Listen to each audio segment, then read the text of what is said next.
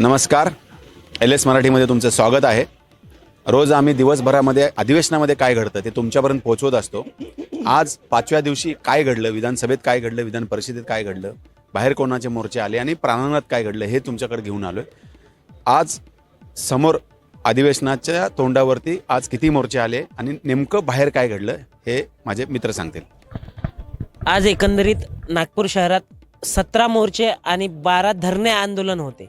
त्यामध्ये महत्त्वाचे मोर्चे पाहायला गेलं तर 2 ते 3 मोर्चे आहेत. त्यामध्ये सगळ्यात महत्त्वाचा मोर्चा सकाळच्या सुमारास आला होता, तो म्हणजे काँग्रेस NSUIचा, काँग्रेसच्या विद्यार्थी परिषदेची जी अखिल भारतीय विद्यार्थी परिषद आहे त्याचा मोर्चा होता. विद्यार्थ्यांच्या विविध प्रश्नांना घेऊन तो मोर्चा होता. तो मोर्चा सुरुवातीला शांततेतच सुरू होता, त्यानंतर अचानक तो उग्र स्वरूप घेतलं किंवा तीव्र स्वरूपात झाला आणि जे पोलिसांनी लावलेले बॅरिकेड्स होते ते बॅरिकेड्स तोडून विद्यार्थी बाहेर आले आणि त्यामध्ये अनेक विद्यार्थ्यांना दडपशाहीच्या मार्गाने पकडून पोलिसांनी आतमध्ये नेलं. त्यानंतर त्यांचं जे प्रतिनिधी मंडळ आलं होतं ते सकाळपासून इथेच विधान भवनाच्या समोर होतं. त्यांना भेटायला मंत्र्यांनी वेळ दिला नाही. त्यासाठी मग संध्याकाळी पुन्हा प्रदेशाध्यक्ष काँग्रेसचे जे आहेत ते आंदोलनाला बसले आणि विधान भवनाच्या अगदी समोर म्हणजे गेटच्या बाहेर आंदोलनाला बसले. त्याच्यामुळे ते सुद्धा आज सगळ्यात चकमकीचा दिवस म्हटलं जाऊ शकतो अशा पद्धतीचा होता. त्यानंतर PhDचे विद्यार्थी जे महाज्योतीच्या प्रांगणात जाऊन किंवा ऑफिसमध्ये जाऊन ठिय्या आंदोलन करत आहेत, महाज्योतीचे जे विद्यार्थी होते त्यांचं आंदोलन होतं. त्यांनी मोर्चा काढला होता आणि त्या मोर्चाच्या माध्यमातून ते निवेदन देण्यासाठी गेले होते, परंतु तिथं अधिकारी उपस्थित नव्हते आणि ते अधिकारी त्यांचं निवेदन घ्यायला तयार नव्हते. त्यामुळे अनेक विद्यार्थी तिथे 100 ते 150 विद्यार्थी त्या आतमध्ये त्यांच्या ऑफिसमध्ये जाऊन बसून घेतलं आणि ठिय्या आंदोलन अजूनही सुरू आहे. तिथे अजून कोणता अधिकारी पोहोचला आहे की नाही हे आता या घटनेपर्यंत आम्ही रेकॉर्ड करतोय तोपर्यंत तरी अजून तिथे कोणीच अधिकारी त्यांच्या निवेदन स्वीकारायला आलेलं नाही. ते अजूनही महाज्योतीचे विद्यार्थी तिथेच बसून आहेत. यासोबतच तिसरा मोर्चा म्हटलं तर लहुजी शक्ती सेनेचा होता. तो मोठ्या प्रमाणात लहुजी शक्ती सेनेचे सैनिक आले होते आणि या सैनिकांनी मोठ्या प्रमाणात रस्तासुद्धा पूर्ण एक साईड अडवून धरलेला होता आणि हा पायी मोर्चा घेऊन आलेले होते आणि या मोर्चा विधानभवनावर धडकणार होता. त्यांचे निवेदन ते विधिमंडळात त्यांनी घेतलं गेलं आणि ते त्यांची मागणी होती की जे अनुसूचित जाती आणि जमातीमध्ये उपवर्गीकरण करून गटवारणी करावी, जसं की कर्नाटक आणि तेलंगणामध्ये करण्यात आलं त्याचप्रमाणे महाराष्ट्रात सुद्धा राज्य सरकारने करावी अशा या मागणीला घेऊन ते आले होते. यासोबतच अशाच प्रकारचे आज अनेक चकमकी झाल्या म्हणजे विधान भवनाच्या बाहेर आज एवढं काही घडत होतं आंदोलन आणि आक्रमक सगळे आंदोलन होते. अशा पद्धतीने आजचा दिवस फक्त आंदोलनाचा आणि तीव्र आंदोलनाचा होता. त्यासोबतच हलबा समाजाकडून जलसमाधी आंदोलन करण्यात आलं आणि त्या आंदोलनाला थांबवण्यात आलं पोलिसांकडून आणि त्या सगळ्या आंदोलनकार्याला समजावून परत उपोषणासाठी आंदोलनकर्ते तयार झालेले आहेत. विधानसभेमध्ये आज दिवसभरामध्ये 2-3 खूप महत्त्वाच्या घडामोडी घडल्या. त्या घडामोडी तुमच्यासमोर सुरुवातीला मांडणं गरजेचं आहे. पहिली घडामोड घडली सोयाबीन उत्पादक शेतकऱ्यांच्या संदर्भामध्ये. विरोधी पक्षाकडून आमदार विजय वडेट्टीवारांनी सभागृहामध्ये सोयाबीनच घेऊन आले होते आणि ते दाखवत होते की ह्या चांगल्या प्रतीचं सोयाबीन व्यापारी नाकारतात. त्यांनी आणखीन एक महत्त्वाचा मुद्दा मांडला की CSC सेंटर सुरू करण्यासाठी मंत्री कार्यालयातील मंत्र्यांचे OSD जयकुमार रावल यांचे OSD पाटील आणि गर्जे यांचं नाव घेऊन CSC सेंटर सुरू करण्यासाठी 3 ते 4 लाख रुपयाची लाच मागितली जाते. त्यावेळेस सभागृहामध्ये बराच गदारोळ माजला. सोयाबीनचं सेंटर खरेदी केंद्र सुरू करण्यासाठी म्हणजे हमीभावात सोयाबीन खरेदी करण्यासाठी जी खरेदी केंद्र असतं त्या खरेदी केंद्र सुरू करण्याला पणन विभागाकडून परवानगी लागते आणि पणनच्या मंत्र्यांचेच OSD लाच घेत आहेत असा गंभीर आरोप त्यांनी केला. त्याच्यावरती चौकशी करून दोषींना शिक्षा देण्याची ही कबूल केलं मंत्र्यांनी सांगितलं आणि तशी रुलिंग पण दिला. त्या सगळ्याची लक्ष ज्या गोष्टीकडे होतं आज एक पहिलीच लक्षवेधी होती. कृष्णा खोपडे आमदार भाजपचे यांनी तुकाराम मुंडेंनी माजी आयुक्त जे या नागपूर महापालिकेचे आयुक्त असताना त्यांनी 20 कोटींचा गैरव्यवहार केला असा खोपडेंनी आरोप केला होता आणि त्या संदर्भात त्यांनी लक्षवेधी मांडली होती. त्या लक्षवेधीवरती चर्चा राखून ठेवली कारण कोरम पूर्ण नव्हता आणि बऱ्याच लोकांना बोलायचं होतं. दुपारी ह्या लक्षवेधीवर चर्चा झाल्यानंतर ती घमासान चर्चा झाली. खोपडेंनी 2 दिवसापूर्वीच मला तुकाराम मुंडेंचे समर्थक धमकावत आहेत आणि मला संरक्षण द्यावं असं विधानसभेच्या अध्यक्षांकडे मागणी केली होती. त्याच्यामुळे विशेष लक्ष माध्यमांचं आणि आमदारांचंही सभागृहातल्या सत्ताधारी असो विरोधकांचं या गोष्टीकडे लागलं होतं की त्याच्यावरती नेमकं काय निर्णय होणार.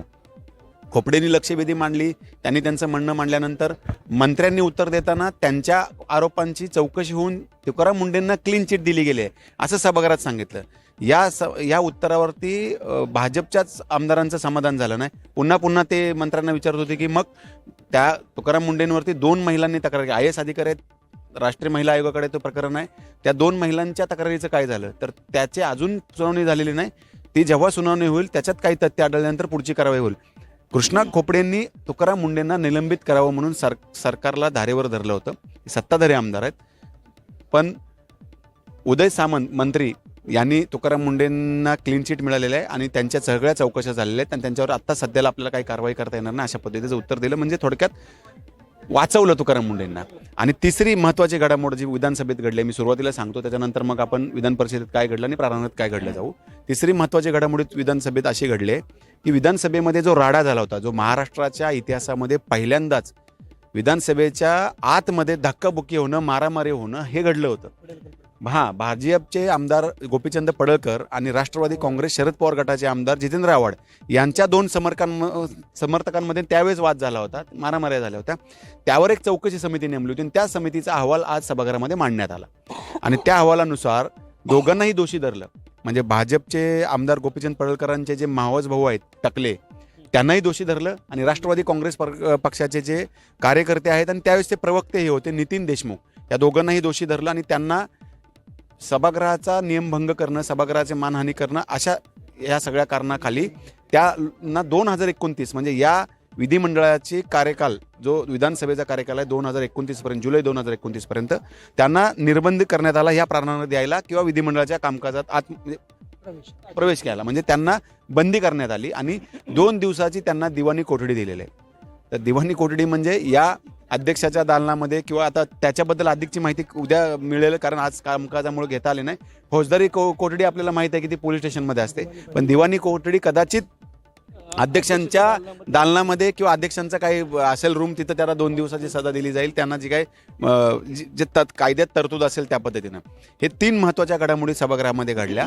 आज विजय वडेट्टीवारांचा वाढदिवस होता, त्यानिमित्तानंही त्यांना सभागृहाच्या वतीनं अभिनंदन करण्यात आलं आणि हलक्या फुलक्या पद्धतीनं आज सभागृहाचं कामकाज चाललं. काल ज्या पद्धतीनं विरोधकांनी स्टँड घेतला होता, अधिवेशन संपत आलंय, जवळजवळ अजून 2च दिवस बाकी आहेत आणि सगळ्यात महत्त्वाचं म्हणजे अजूनही अजित पवारांचे सुपुत्र पार्थ पवारांनी अमेडिया कंपनीच्या जमीन व्यवहाराचा जो काही स्टॅम्प ड्युटीचा जो काही घोळ घालून ठेवलेला आहे त्याच्यावरती कोणीही बोलायला तयार नाही, ना बाहेर ना आतमध्ये.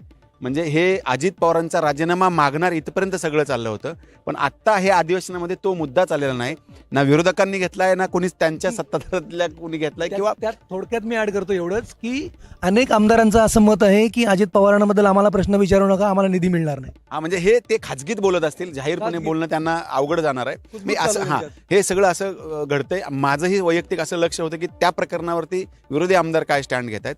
आणि आज आम्ही एक प्रश्नोत्तराच्या तासामध्ये एक सगळ्यात महत्त्वाचे आणि गंभीर, महाराष्ट्रामध्ये स्वाईन फ्लू आणि कोरोनासारखे विषाणूजन्य आजारांचा प्रसार जोरात होतोय. 47 लोकांचा मृत्यू झालाय.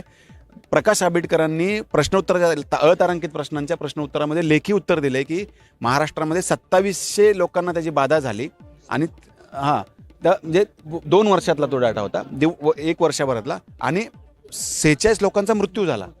आपण त्यांच्यावर विचारलं आम्ही सभागृहात, त्यांना प्रश्न उत्तर आलं नसल्यामुळे उत्तर देणं दायित्व नव्हतं, पण बाहेर आम्ही त्यांना विचारलं, बाहेर आम्ही काँग्रेसच्या अध्यक्षांनाही ते विचारलं, ते तुम्ही बघू शकता बातम्यांमध्ये.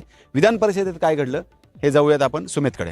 आज विधान परिषदेत 3 महत्त्वाचे मुद्दे समोर आलेले आहेत. एक महत्त्वाचं की महाराष्ट्रामध्ये कुपोषण संदर्भात एक जो कुपोषणाचा खूप दिवसापासून मुद्दा आहे, दरवर्षी येतो, पण तिची अंमलबजावणी होत नाही, फक्त ते अधिवेशनामध्येच मांडलं जातं असं सत्ताधाऱ्यांचेच आमदार म्हणत होते. विशेष करून चित्रा वाघ असतील किंवा प्रवीण दरेकर असतील किंवा प्रसाद लाड असतील, यांनी वारंवार विधान परिषदेमध्ये ते टीका केली की म्हणतात की दरवेळेस कुपोषणाचा मुद्दा येतो आणि तो पुढे मिटला जात नाही. याच्यावर आत्ता जे आरोग्यमंत्री आहेत आंबेडकर यांनी सांगितलं की येणाऱ्या अधिवेशनामध्ये त्याचं आम्ही संपूर्णपणे नायनाट करू आणि जे विशेष करून मुंबईमध्ये भिवंडी आणि गवंडी या भागामध्ये जास्त करून कुपोषणाचा प्रश्न निर्माण होतो, आम्ही तो मिटवण्याचं काम करू असं आश्वासन विधान परिषदेमध्ये दिलं. दुसरं महत्त्वाचं, जे समृद्धी महामार्ग तयार झालेला आहे त्या समृद्धी महामार्गावर कुठलीही फॅसिलिटी अवेलेबल नाही असे सत्ताधारी पक्षाचे आमदार म्हणतात. विशेष करून चित्रा वाघ असतील यांनी महिलांचा प्रश्न उपस्थित केला की मी स्वतः हा स्वच्छतागृह मी स्वतः तिथं गेले होते, तिथं कुठल्याही प्रकारची फॅसिलिटी नाही, लेडीजला तिथं पॅड नाही आहे, लेडीजला तिथं स्वच्छ टॉयलेट नाही आहे आणि तिथं सेफ्टी नाही आहे. महत्त्वाचा प्रश्न त्यांनी उपस्थित केला. उमा खापरे यांनी सेम असाच प्रश्न उपस्थित केला होता. आणि तिसरं महत्त्वाचं जे मुंबईकरांसाठी एक बजेट असतं, मुंबईकरांसाठी म्हाडा आणि SRA हे डेव्हलपमेंटसाठी असतं आणि SRA डेव्हलपमेंटमध्ये कसा घोटाळा झाला आहे हे संपूर्णपणे सचिन अहिर असतील किंवा अनिल परब असतील यांनी ते नमूद करून दाखवलं. पण एक बिल आणलं होतं चंद्रशेखर बावनकुळे यांनी, त्यांनी सांगितलं की हे बिल आहे आणि हे बिल मंजूर करा. त्याला विरोध करताना अनिल परब म्हणले की तुम्ही आम्हाला सांगा की HRSच्या नुसार हे बिल आहे का, जर नसेल तर कारण तुळशेवाडीचं एक मॅटर झालेलं आहे, कारण ती बिल्डिंग तुम्ही 50 फूट SRAची बिल्डिंग करतायत, तिथं लिफ्ट तुटते, सेफ्टी नाही आहे, मृत्यू होत आहेत, याच्या संदर्भात तुम्ही काय करणार आहेत का. ते बिल जे आहे ते तात्पुरत्या स्वरूपात आता अडवण्यात आलेलं आहे, तात्पुरत्या स्वरूपात स्थगिती म्हणता येईल आजच्या दिवशी. त्याला आता उद्या त्या बिलाला मंजुरी चर्चा होणार आहे. एकंदरीत आज विधान परिषदेमध्ये थंड, जसे नागपुरात थंडी आहे तसं विधान परिषदेमध्ये देखील थंडी पाहायला मिळाली. हां, म्हणजे नागपुरातली थंडी विधान भवनामध्ये पण पोहोचली आणि वातावरण थंडा, म्हणजे कारभार थंडा सुरू आहे. प्रांगणात काय घडलं, कारण आम्ही दोघंही सभागृहाच्या आतमध्ये होतो, बाहेर काय घडलं आणि काय महत्त्वाच्या घडामोडी घडल्या? जसं तुम्ही सांगता की विधान परिषदेमध्ये थंड वातावरण होतं, तसं प्रांगणामध्ये थंड वातावरण नव्हतं. प्रांगणामध्ये गरम वातावरण होतं. त्याचं कारण असं आहे की परत एकदा आज माजी मुख्यमंत्री उद्धव ठाकरे यांचा प्रवेश झाला. त्यांनी विधिमंडळामध्ये प्रवेश केला. विधान परिषदेच्या अध्यक्षांना ते भेटण्यासाठी गेले होते, मात्र त्यांची भेट होऊ शकली नाही आहे. विरोधी पक्षनेता मेळावा ही त्यांची प्रमुख मागणी होती, मात्र ते काही कारणास्तव भेटले नाही. त्यामुळे त्यांनी पुन्हा एकदा पत्रकार परिषद घेतली आणि पत्रकार परिषदेमध्ये पुन्हा एकदा त्यांनी भारतीय जनता पार्टी आणि शिवसेना शिंदे गटावर प्रखरपणे प्रहार केला आणि त्याचं उत्तर पुन्हा एकदा उदय सामंत यांनी पुन्हा एकदा प्रत्युत्तर दिलं. सकाळीच पुन्हा एकनाथ शिंदे जे आहेत उपमुख्यमंत्री, त्यांनीही या बाबतीमध्ये काही वाच्यता केल्या होत्या. कालच्या पत्रकार परिषदेवर त्यांनी वाच्यता केली. त्यानंतर दुपारच्या सत्रामध्ये भारतीय जनता पार्टीची जी प्रमुख मागणी आहे, या आधीची मागणी होती, म्हणजे ती देवेंद्र फडणवीस या राज्याचे विरोधी पक्षनेते असताना पासूनची मागणी आहे. सुधीर मुनगंटीवार प्रखरपणे बोलले होते आणि ती मागणी म्हणजे वेगळा विदर्भ. या वेगळ्या विदर्भाच्या संदर्भामध्ये एका दैनिकाच्या संपादकानं, जे प्रकाश पोहेरे जे आहेत, देशोन्नतीचे जे संपादक आहेत, त्यांनी थेट या ठिकाणी घोषणाबाजी सुरू केली आणि एक प्रचंड गोंधळ निर्माण झाला. आपण बघितलं असेल त्यावेळी सुरक्षा रक्षकांनी त्यांना रोखण्याचा प्रयत्न केला, मात्र तरीही ते याच मुद्द्यावर ठाम होते की वेगळा विदर्भ झाला पाहिजे, विकास होत नाहीये, राज्य सरकारवर 10 लाख कोटींचा कर्ज आहे, अनेक मागण्या त्यांनी यावेळी उपस्थित केल्या आणि त्यामुळे प्रचंड प्रमाणे गोंधळाची परिस्थिती होती ती या ठिकाणी निर्माण झाली. आणि त्यामुळे तो जवळपास अर्धा एक तास हा गोंधळाचा परिस्थितीचा जो होता तो भाग निघून गेल्याच्या नंतर संध्याकाळच्या सत्रामध्ये गेटवरच विद्यार्थी फेडरेशन ऑफ इंडियाच्या विद्यार्थिनी आल्या होत्या आणि जवळपास 1.5 ते 2 तास हा गोंधळ निर्माण झाला होता. त्यांची मागणी होती शिक्षण मंत्र्यांना भेटण्यासाठी. काही अडचणीमध्ये, शिक्षणामध्ये काही अडचणीमध्ये, शाळांच्या काही महत्त्वाच्या मागण्या होत्या आणि त्यामुळे मंत्री आम्हाला भेट देत नाही आहेत, मंत्र्यांना आम्हाला भेटायचं आहे, मात्र त्यांना प्रवेश नाकारला गेला आणि त्यामुळे त्या विद्यार्थिनींनी रस्त्यावरच गोंधळ निर्माण सुरू केला. तो गोंधळ आपण या LS मराठीच्या माध्यमातून प्रेक्षकांना दाखवण्याचा प्रयत्न केला आहे. मात्र त्यावेळेला अशा प्रकारचा गोंधळ निर्माण झाला की शेवटी पोलिसांना त्या विद्यार्थिनींना उचलून गाडीमध्ये टाकण्यात आलं आणि त्यानंतर त्यांना पोलीस स्टेशनमध्ये नेण्यात आलं. पुढची कारवाई काय झाली ती आता आपल्याला कळली नाही आहे. मात्र अशा एकंदरीत स्थितींमध्ये हा प्रांगणातला हा दिवसभराचा जो गोंधळ आपण बघला, हा गरमागरमीचा वातावरणाचा दिसला आपल्याला. एकंदरच दोन्ही सभागृहामध्ये वातावरण थंड असलं तरी सभागृहाच्या बाहेर मात्र वातावरण गरम होतं आणि गरम आपल्याला न्याय मिळावा म्हणून लोकांनी केलं होतं, विद्यार्थ्यांनी केलं होतं.